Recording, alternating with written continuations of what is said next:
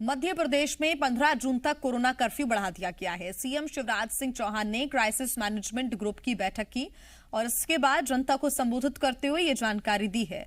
School, college, coaching संस्थान अभी बंद रहेंगे। Cinema hall, shopping mall, gym, swimming pool, picnic spot, bar, auditorium भी नहीं खुलेंगे। सरकारी ऑफिसेज 100% अधिकारियों और 50% कर्मचारियों के साथ संचालित होंगे। किसी भी आयोजन को अनुमति नहीं है।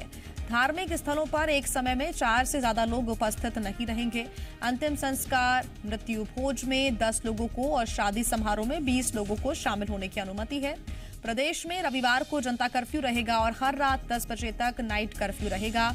सभी उद्योग और औद्योगिक गतिविधियां चल सकेंगी। स्वास्थ्य संबंधित सेवाओं को छूट रहेगी। सरकारी राशन की दुकान, किराना, फल सब्जी, डेयरी, पशु आहार की दुकानें खुल सकेंगी। कृषि क्षेत्र से जुड़ी दुकानें और गतिविधियां चलती रहेंगी। रेस्टोरेंट सिर्फ होम डिलीवरी कर सकेंगे।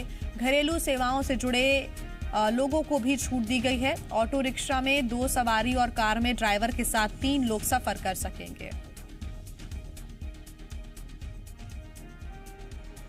अपनी तरफ से कोई कसर नहीं छोड़ेंगे।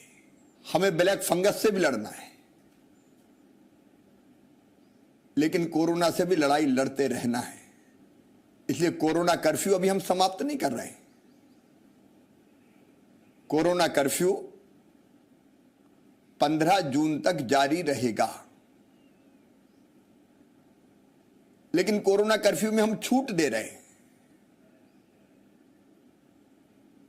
सुरक्षा भी और समृद्धि भी। निश्चित तौर पर हम मिलकर लड़े। क्या काम किया गांव वालों ने, शहर वालों ने, आमजन ने, क्राइसिस मैनेजमेंट कमेटियों ने।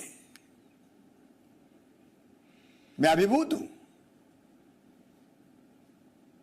और आप सबके कारण ही आज संक्रमण पर नियंत्रण पाया है और अभी भी साथ मिलकर लड़ना है।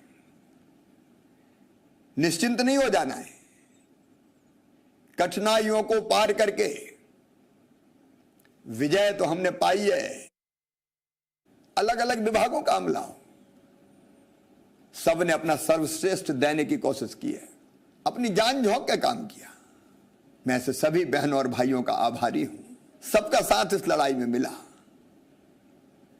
और आज मैं विशेष रूप से धन्यवाद देना चाहूंगा भारत के प्रधानमंत्री श्रीमान नरेंद्र मोदी जी को। संकट के उस दौर में जैसा सहयोग प्रधानमंत्री जी ने दिया, सचमुच में वो अद्भुत है। और आइए अब आपको राजधानी भोपाल का अनलॉक प्लान बताते हैं। जिला क्राइसिस मैनेजमेंट की बैठक में 1 जून से भोपाल को धीरे धीरे अनलॉक करने का फैसला लिया गया है।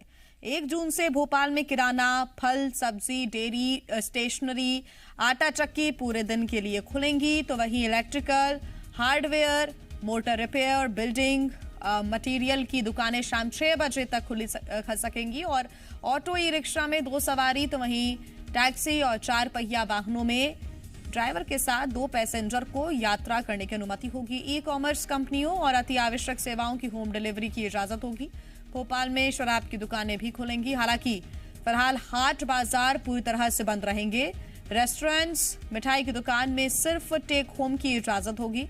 ग्राहकों को रेस्टोरेंट्स या फिर दुकान में बैठाकर खाना खिलाने पर बैन जारी रहेगा। तो वहीं राजधानी में रात 8 बजे से सुबह 6 बजे तक नाइट कर्फ्यू लागू रहेगा।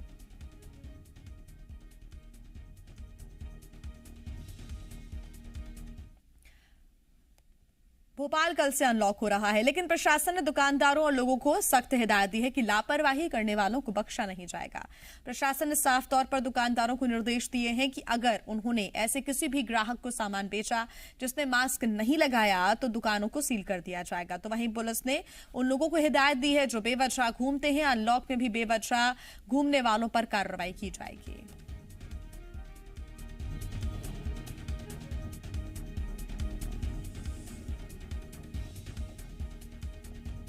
अभी गाइडलाइंस हमें प्राप्त नहीं हुई, लेकिन हम अपने ट्रैफिक का अरेंजमेंट, अपने बल का अरेंजमेंट उस तरह से करेंगे कि जुडिशियसली जो है बल को लगा लें, ताकि कहीं से कहीं तक ट्रैफिक जैम की स्थिति ना बने, कहीं से कहीं तक अनावश्यक लोगों को घूमने का अवसर ना मिले।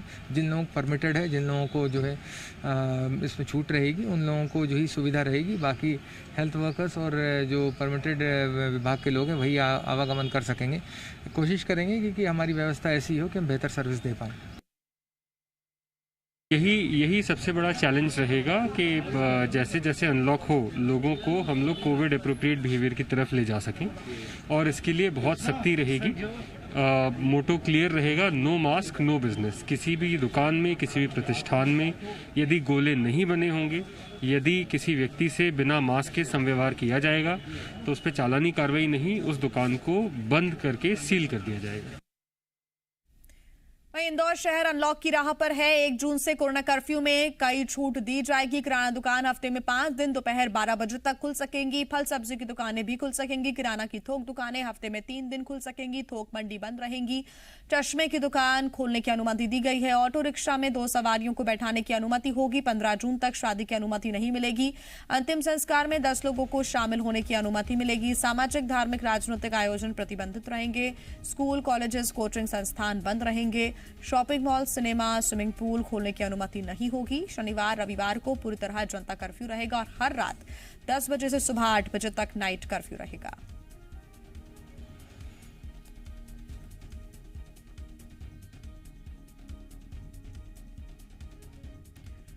और इसी पर ज्यादा जानकारी के साथ जी मीडिया संवाददाता भोपाल से मृदुल शर्मा हमारे साथ जुड़ गए हैं। इंदौर से अंशुल हमारे साथ जुड़ गए हैं। ग्वालियर से शैलेंद्र और जबलपुर से कर्ण हमारे साथ जुड़ गए हैं। सबसे पहले राजधानी भोपाल की बात कर लेते हैं। मृदुल, अब इसका असर देखने को मिलने लगेगा। हालांकि लोग उम्मीद कर रहे थे कि ज्यादा ढील मिलेगी, लेकिन सख्ती बरती जाएगी। 15 जून तक भी कर्फ्यू बढ़ा दिया गया है, लेकिन थोड़ी राहत जरूर दी है सरकार ने।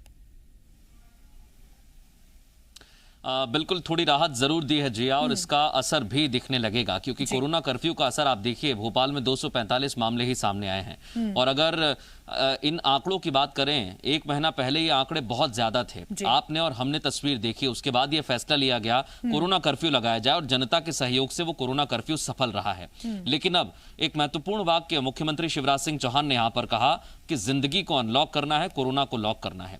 और जिंदगी अनलॉक हो गई है, क्योंकि आप देखिए, किसी को खाने की परेशानी थी तो आने जाने में कई लोगों को दिक्कत हो रही थी, इसलिए ऑटो रिक्शा भी चालू हो गए हैं, भोजनालय भी चालू हो गए हैं। लेकिन हाँ, ये बात आपको ख्याल में और ध्यान में रखनी होगी कि आप भोजनालय में जाकर बैठकर खाना नहीं खा सकते हैं। सीधे प्रशासन ने कह दिया प्रतिबंधित रहेगा, आप वहां से खाना पैक कराइए, यानी टेक होम डिलीवरी। आप अपने घर पर जाकर सारा जो भी आपको पैक कराना है ले जा सकते हैं। एक महत्वपूर्ण बात और है भोपाल के लिहाज से, मैं बता दूंगा, यहाँ एक आदेश में एक महत्वपूर्ण लाइन लिखी हुई है, जो शराब की दुकानें हैं जिया, वो जरूर खुली रहेंगी। 8 बजे तक दिया है, लेकिन उस आदेश में लिखा है आबकारी नियमों के मुताबिक ही शराब की दुकानें खुलेंगी। आबकारी नियम कहते हैं 11:30 बजे तक दुकानें खुली रहेंगी। तो ये अब देखना होगा कल कि इस आदेश के बाद, क्योंकि आदेश में साफ तौर पर लिखा है कि आबकारी आदेश के मुताबिक ही दुकानें खुलेंगी, तो क्या बाकी सब दुकानों के बाद 11:30 बजे तक शराब की दुकानें खुली रहेंगी? ये एक महत्वपूर्ण चीज देखने वाली होगी।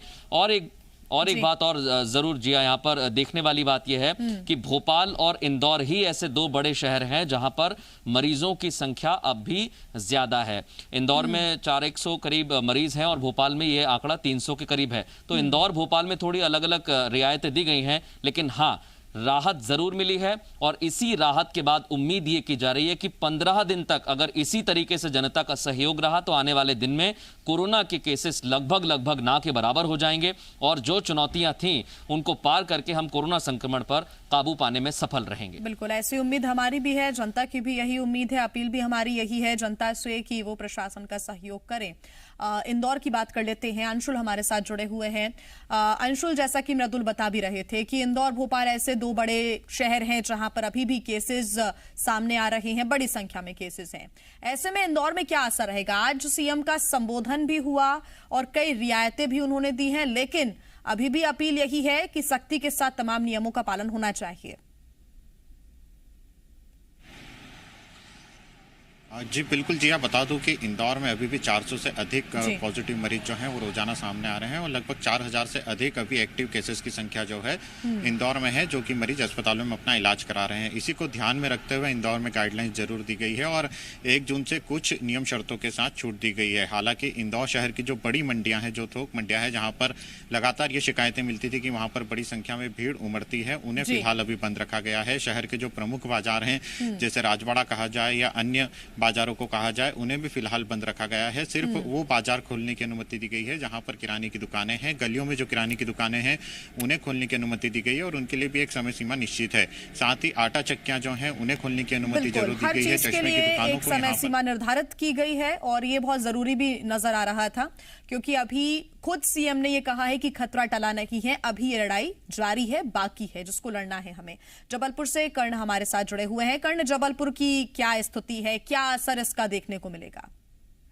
देखिए, वर्तमान समय में जो पॉजिटिविटी रेट है वो 2% से नीचे आ चुका है और सबसे महत्वपूर्ण विषय ये है कि लगभग 96% रिकवरी रेट यहाँ पर पहुंच चुका है। और यही कारण है कि आज जो जिला प्रशासन के सभी अधिकारियों ने बैठकर व्यापारियों के बीच में और अन्य आपदा प्रबंधन समिति के जो लोग हैं उनसे बातचीत के बाद ये निष्कर्ष निकाला है कि कल से शहर जिस तरीके से राज्य शासन की जो गाइडलाइन है उसके साथ अनलॉक किया जाएगा। लेकिन इस अनलॉक के साथ में जो नियमावली पूरी शासन की ओर से जारी की गई है उसका पालन सुनिश्चित किया जाए, इसको लेकर भी तमाम अधिकारी जो हैं उनको इस बात को लेकर निर्देशित किया गया है। और खासकर उस व्यापारी वर्ग के साथ में भी संवाद जिला प्रशासन ने किया है, क्योंकि व्यापारी वर्ग एक ऐसा मुख्य कड़ी है जहां पर कहीं ना कहीं देखा जाता है कि लोग जो है वो बड़ी संख्या में वहां पर पहुंचते हैं और कहीं ना कहीं कोरोना गाइडलाइन जो है उसका कई बार उल्लंघन होता हुआ इससे पहले भी देखा गया है। और इस बार व्यापारी वर्ग ने खुद आकर पहल की है कि कोई भी जो नियम है उस नियम का पालन जो है वो उनके द्वारा भी पूरी तरह से कराया जाएगा और इस चीज को लेकर प्रशासन का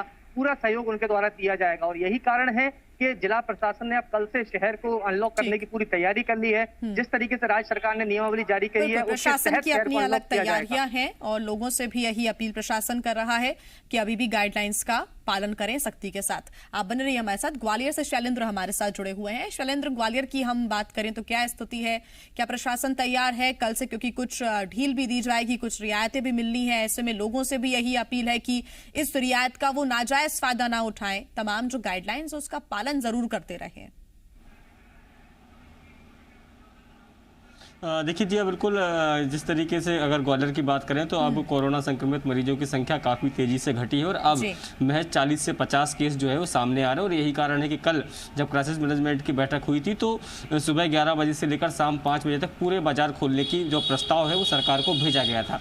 लेकिन आज दोपहर में सरकार ने वो प्रस्ताव को पुनर्विचार के लिए भेजा कि पुनर्विचार किया जाए और उसके बाद देर शाम एक फिर बैठक आयोजित की गई। उसमें ये निर्णय लिया गया है कि अब जो है एक तरफ की दुकान एक दिन खुलेगी, दूसरी तरफ की दुकानें दूसरे दिन खुलेंगी, यानी कि 50% बाजार ही एक बार में खुला रह सकेगा। हालांकि इसमें समस्त प्रकार की दुकानें खोलने की अनुमति दी गई है, लेकिन नियम वही है कि एक तरफ की दुकान एक दिन में ही खुल सकेंगी। इसके अलावा अगर बात करें तो औद्योगिक इकाइयों को संचालन की अनुमति दे दी गई है। इसके साथ ही जो यात्री वाहन हैं अब वो भी संचालित हो सकेंगे, क्योंकि पिछले लंबे समय से वो भी बंद कर दिए गए थे, क्योंकि संक्रमण का खतरा भी आज अपने संबोधन में कि जिंदगी अनलॉक और कोरोना लॉक इस ही दिशा में हमें आगे बढ़ना है। हालांकि कई क्षेत्रों में कल रियायत देखने को मिलेगी, लेकिन लोगों से भी यही अपील है कि प्रशासन का सहयोग करते रहें और गाइडलाइंस का पालन करते रहें। आप सभी का बहुत धन्यवाद।